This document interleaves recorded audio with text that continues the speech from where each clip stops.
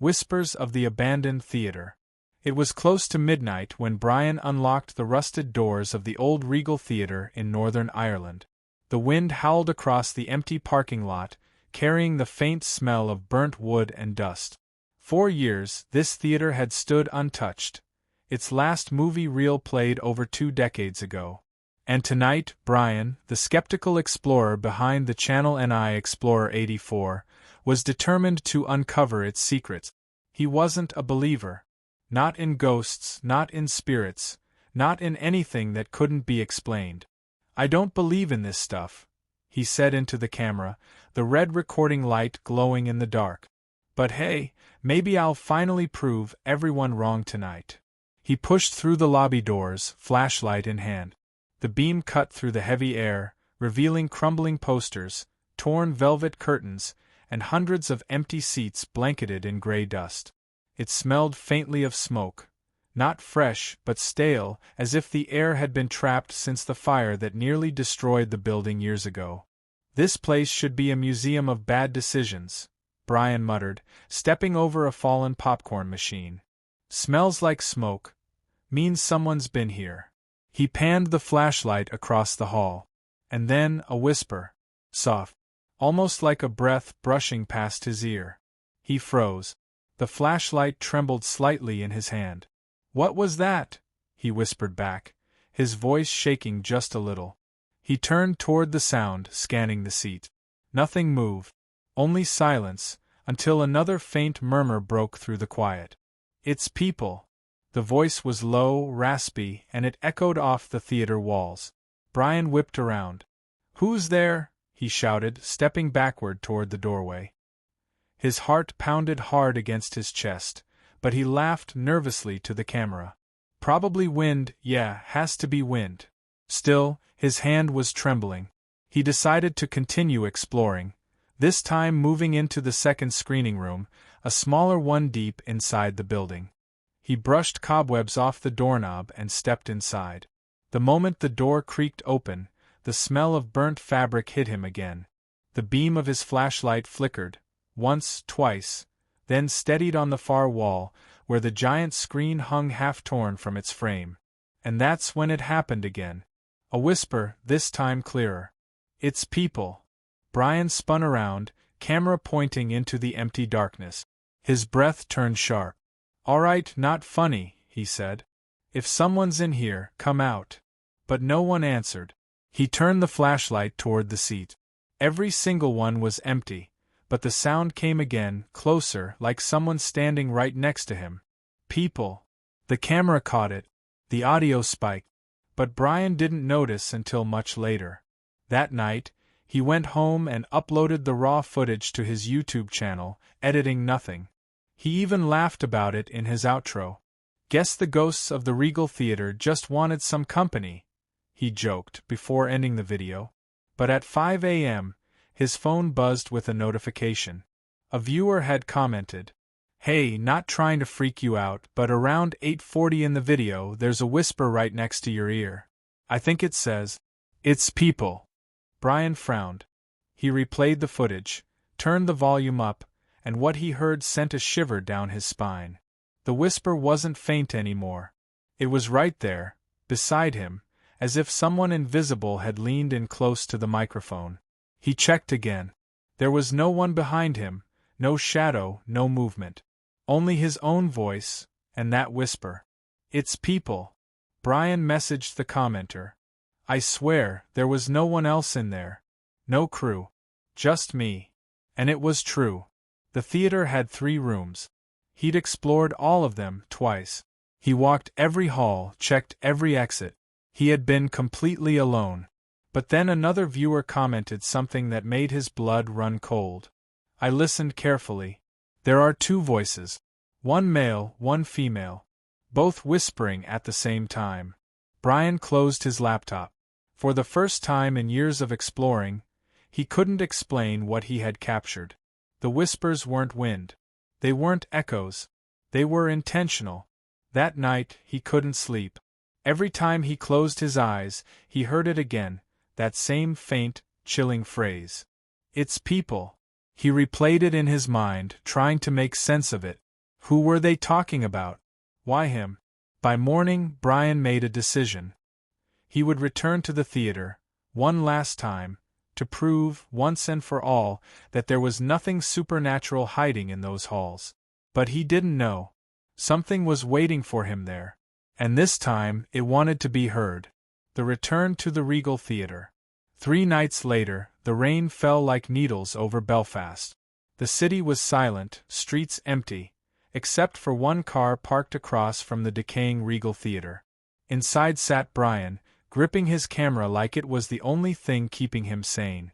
He had tried to forget the whispers.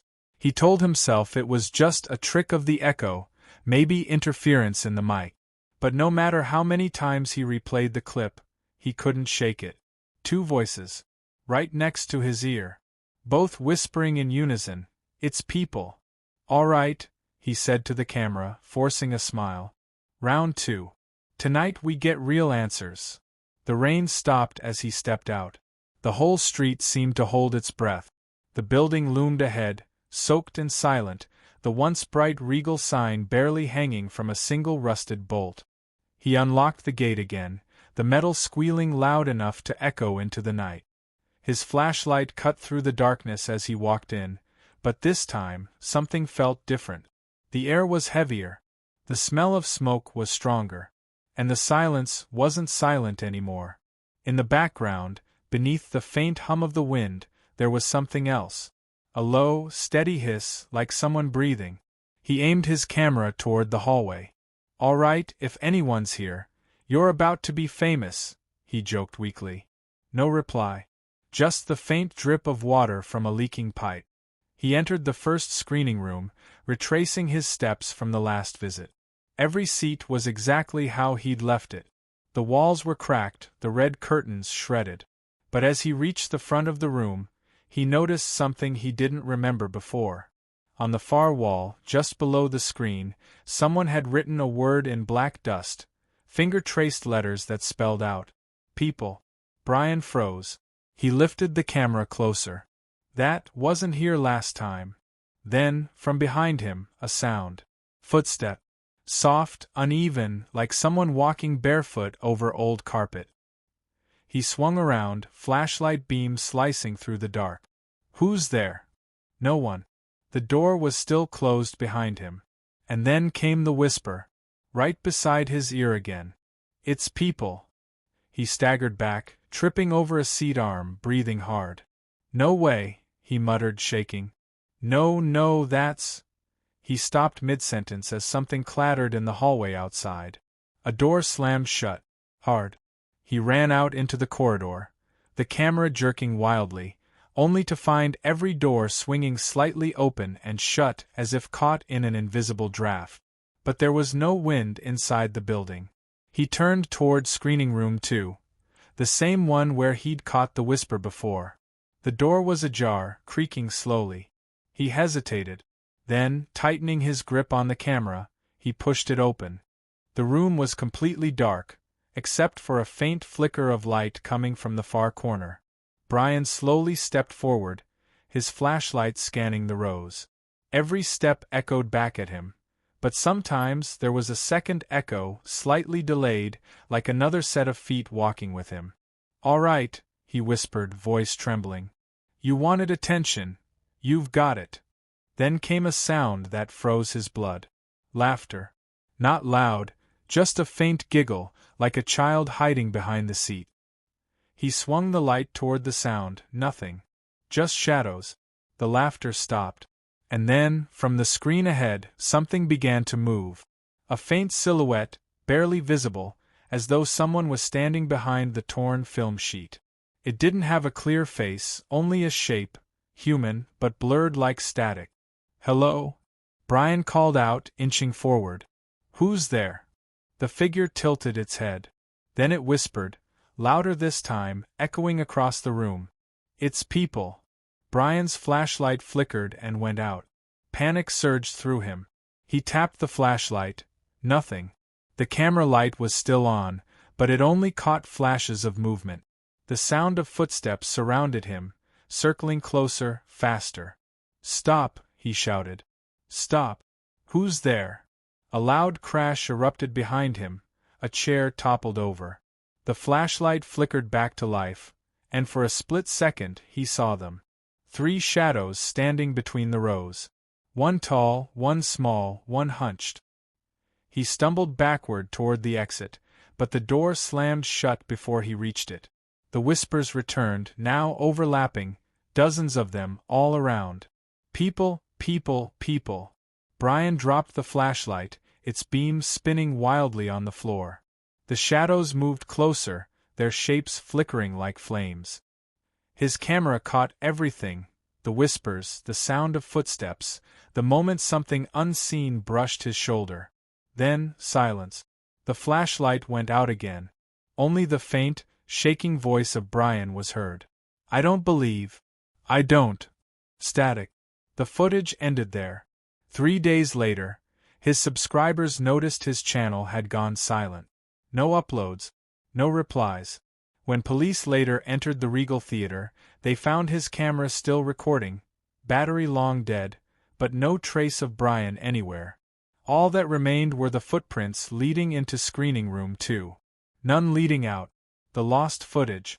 A week after Brian disappeared, the NI Explorer 84 channel suddenly came back to life. No announcement. No thumbnail. Just a single new upload titled Regal Theater, Final Visit Unedited. The video was over 40 minutes long. At first, viewers thought maybe Brian had returned. Maybe it was a publicity stunt.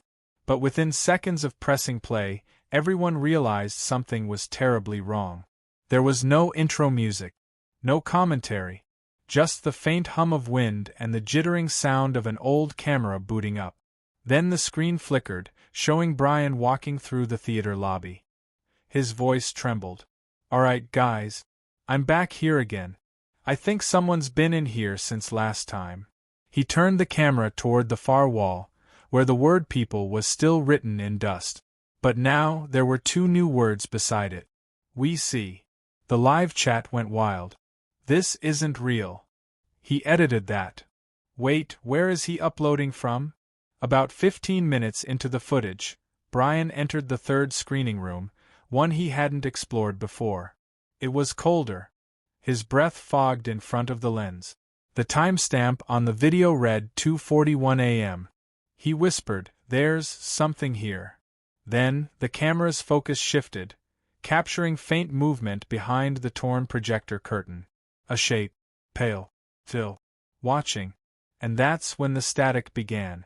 The screen glitched, long horizontal lines ripping across the image, and a voice came through the audio, whispering over the interference. It's people, we see you. Viewers froze. It wasn't Brian's voice. When the image returned, Brian was no longer in frame. The camera lay sideways on the floor, still recording. A pair of footsteps echoed slowly across the wooden stage. Then a hand, thin, colorless, reached down and dragged the camera backward into the dark. The feed cut to black. But the video wasn't over. At the 30-minute mark, it came back again, this time showing the lobby. Only now the walls were smeared with what looked like handprints, dozens of them, stretching from floor to ceiling. The sound of whispering filled the air. Hundreds of overlapping voices, some crying, some laughing. The whispers formed words. It's people, it's us, it's him. Viewers watching the premiere began leaving comments like, "The whispers are changing every time I replay it. Why does it sound like he's screaming in the background? Check timestamp 38:22. There's a face behind the curtain." By the end, the video ended abruptly with a final frame, a still shot of the theater's front doors, slowly swinging open on their own. And faintly, in the bottom corner of the screen, someone had scratched into the wall. Brian. That was the last thing the camera ever recorded. 2 days later, NI Explorer 84 vanished completely from YouTube. No channel. No archive. Nothing. It was as if it never existed. But the video didn't disappear. It began circulating on re-upload channels, paranormal forums, and Reddit thread. Some users analyzed the audio and claimed they could hear faint crying buried beneath the whispers. Others swore the shadow on the stage moved differently every time they replayed it, like it was responding to whoever watched. A few even claimed their devices glitched when they reached the 8:40 timestamp, the same moment from Brian's first video when the whisper had first been heard. Phones froze. Screens dimmed. One user wrote, "When I paused it, the reflection in my screen wasn't mine." Within days, local authorities opened an investigation into Brian's disappearance. They found his car parked near the theater, keys still in the ignition, and his backpack inside, but the police footage from the interior bodycams was later classified. Rumors said some officers refused to go near the building again. The Regal Theater was sealed off, declared unsafe. But late at night, residents nearby still reported lights flickering inside, faint projector glow and the sound of muffled voices drifting from the boarded windows. And sometimes, if you listened closely, a single phrase echoed through the rain. "It's people." Weeks later, a new YouTube channel appeared. No profile photo. No description. Only one upload. A shaky, low-quality clip of the same theater. The title read, "An Eye Explorer I Never Left." In the faint reflection of a broken mirror, a figure stood holding a camera, pale, still, and smiling faintly. The voice whispered one final time, "We see you now." Static.